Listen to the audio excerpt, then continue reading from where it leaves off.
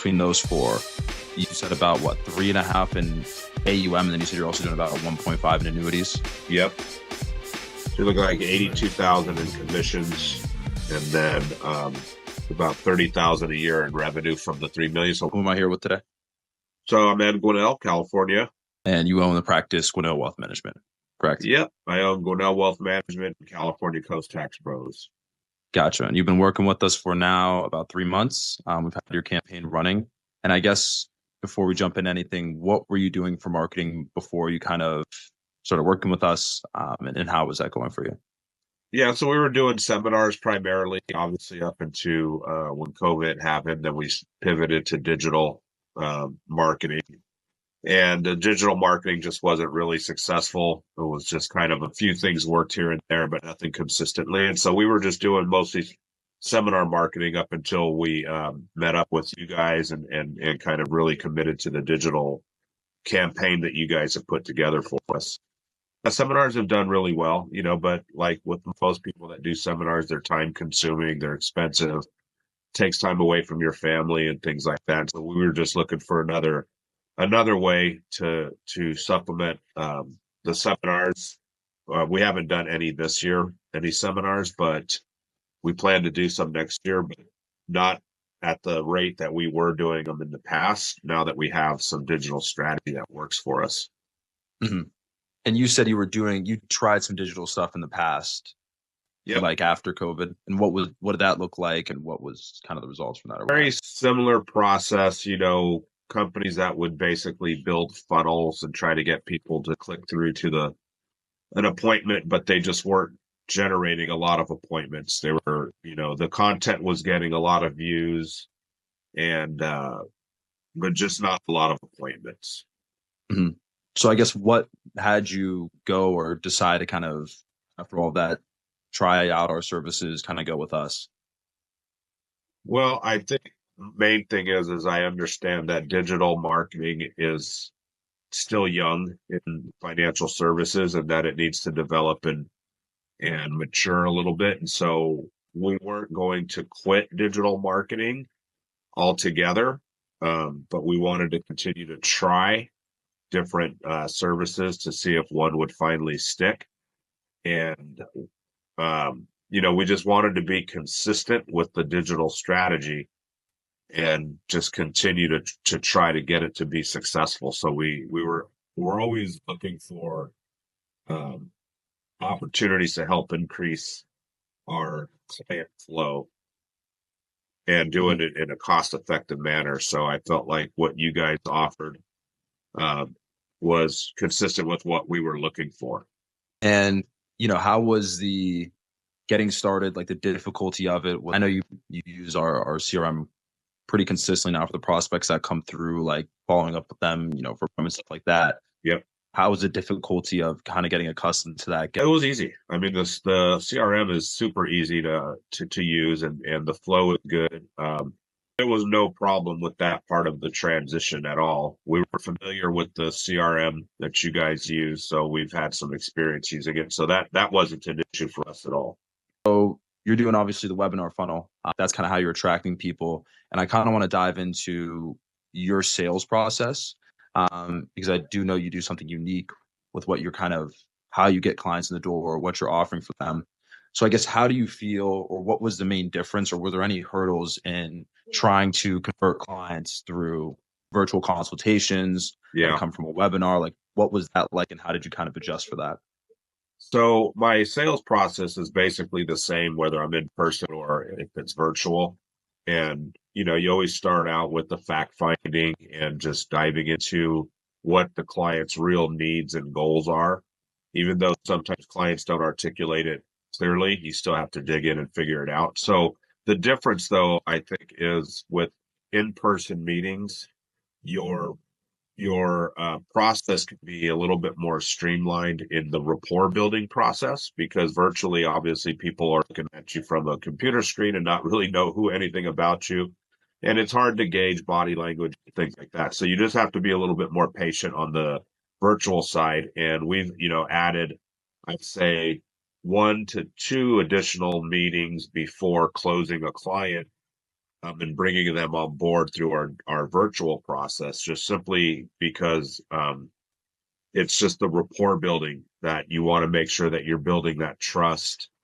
And through the virtual platforms, you want to take your time doing that and not try to go so quickly. When you come off of a webinar versus a seminar, in seminar, you're in person, you have a captive audience for a specific period of time, and they get to know your personality a little bit. They can pretty much make a determination if they would be a good fit to work with you based on your personality at a seminar, where they don't have that luxury on a webinar.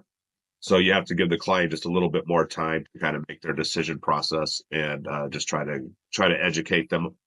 Spend more time educating than focusing on getting them as a client right away. How many consultations are you having leading up typically to a close with clients that come It's from that? usually about 3 consultations. The first one, which is the fact finding, the second one, which is where we start to discuss and present different portfolio strategies or options, just kind of address what their concerns were in the fact finding uh, meeting. And then you go to the next meeting to kind of talk more detail, right? Get more detail about their specific accounts, their specific income needs, and their specific risk tolerance, and how that relates to, which products or solutions you offer them. Mhm. What were your expectations coming into it? Because I know the one big thing you talked about was realistic expectations. And I think some people, when they think about digital marketing, they think it's a magical kind of tool that's going to, take their business and double it. But it is something that's more of a consistent, slow burner in that sense. So what were your expectations coming into it versus kind of how it's gone in terms of, bringing on assets, commissions, things like that? My expectations were, I hate to say it, but my expectations were low on the digital side because we haven't had a lot of success with it. Hmm. So my expectation was more or less just to make sure that we were getting 1 to 2 quality appointments, right? Not leads. Leads and appointments are different. So Hmm. a lot of the other companies promote their process as appointment, generating, but they're really just lead generating. They Yeah. didn't end up being appointments. Where, with your program, we're getting real appointments with real quality people that are showing up. And I think the other key is that they show up with the intent of having a conversation about what it is that they're most concerned about. So, where in the past, a lot of um, the digital companies, they build these funnels and people show up to a meeting and they really don't even know why they're there. And with you guys, people know why they're there. They're ready to talk. And I think it's been good quality appointments, which, I'll take fewer quality appointments than hundreds and hundreds of, bad leads. So that's kind of, our expectation was that, we were hoping to get 2 to 3 quality appointments per week. Hmm. And you guys have delivered that. Yeah, definitely. And then in terms of actual, with those appointments being quality, you've been able to find some relatively decent sized client accounts. Not like you're just kind of out here finding, $200,000 accounts from what the clients you put on or what you're looking at.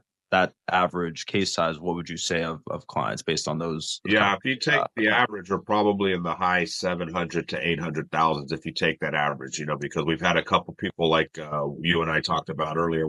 They're down like in the 400, 500 range, but a lot of them are over a million. So if you just kind of Mhm. take the long average there, you're probably, average case at over 700,000.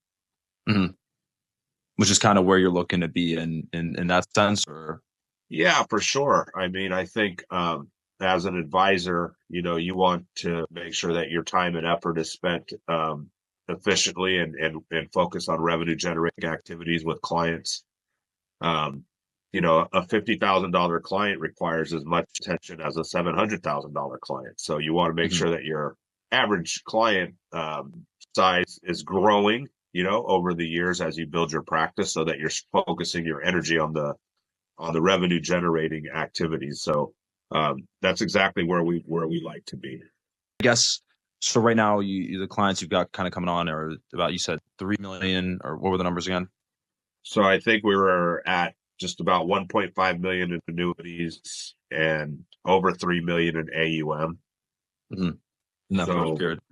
yeah, that was in the first, what, are we 90 days into the program? Just about I first think 3 months. we almost, You yeah, know, it's at 90 days. there's that first ramp up period too, right? Where you have to ramp up the marketing, Mhm. get the marketing out there. And so you have that ramp up period. So yeah, I mean, we've been really happy with with the way the program is going for us.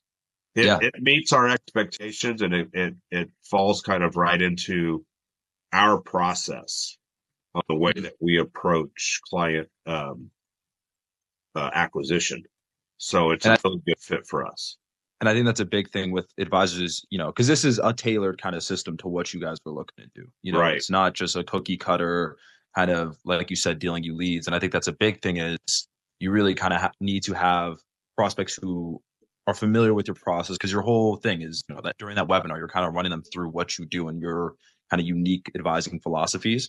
So when they come to Yeah. meet with you, there's cohesion in what they're seeing on that webinar and who you are when they get to that call and the value you can kind of Yeah, provide. exactly. In terms of the collection of data prior to that appointment, obviously they fill out that kind of typically the qualification form beforehand.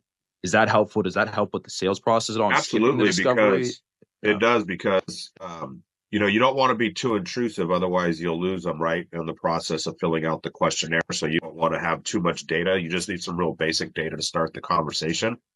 And for me, it's a great starting point because with the information they provide, it it opens up the conversation. The way I usually start my conversation is, I'd say, okay, Joseph, so I know a little bit about you because you completed this questionnaire, and I see that you're most concerned about this. You've got about this much money to invest. So why don't you tell me where you are kind of in your retirement process? Hmm. And that just kind of really opens up the conversation. So having that initial questionnaire, and as advisors, we have to kind of dig into that to get deeper into the conversation. So it's good to have a starting point. Yeah, 100%. And anything else you'd want to maybe share with any advisors who are thinking about kind of figuring out a marketing strategy or trying to build their practice? Because obviously you had a very, you had an established practice before working with us, but kind of your experience, you've done a lot, you've been in the industry for a while. Anything you'd want to share?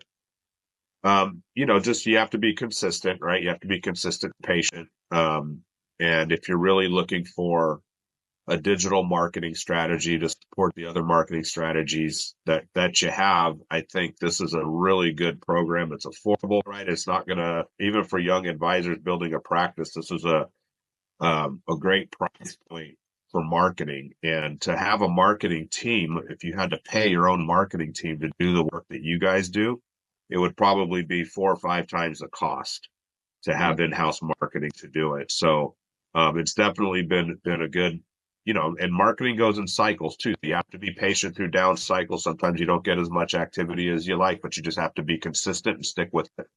And that's kind of the beauty of the lifetime value of your clients. Yeah, you collected that upfront cash maybe through annuities and some of the AUM, but that's revenue that you're kind of compounding into your practice over That's time. right. Of Well, Ed, I appreciate it. It's always a pleasure, and thank you for kind of sharing insights and working with us. course. Anytime.